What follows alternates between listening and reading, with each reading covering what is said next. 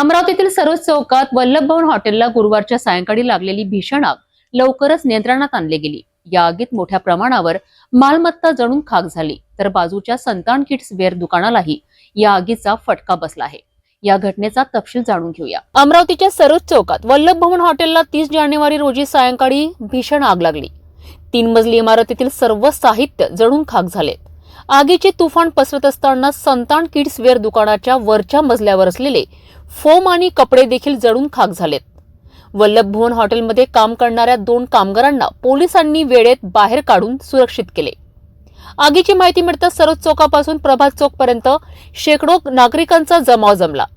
Police उपायुक्त गणेश शिंदे आणि city कोतवाली पोलिसांनी तात्काळ स्थानिक पोलिसांसह गर्दी हटवून परिसर मोकळा केला।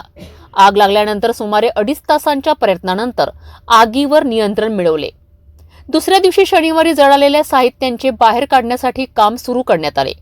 सिटी न्यूजने संपूर्ण आगीच्या घटनेचे थेट प्रक्षेपण केले होते, त्यामुळे नागरिकांना या घटनेची योग्य माहिती मिळवता आली।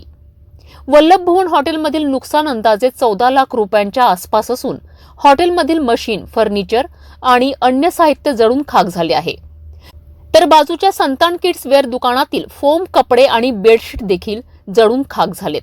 याबद्दल संचालक प्रकाश टेकचंद पिंजाणी यांनी नुकसान किती झाले याबद्दल काही सांगण्यास टाळलेत। या घटनेतील तपास सुरू असून त्याबद्दल पुढील अपडेट्स लवकरच मिळतील। आपण बघत राहा सिटी न्यूज।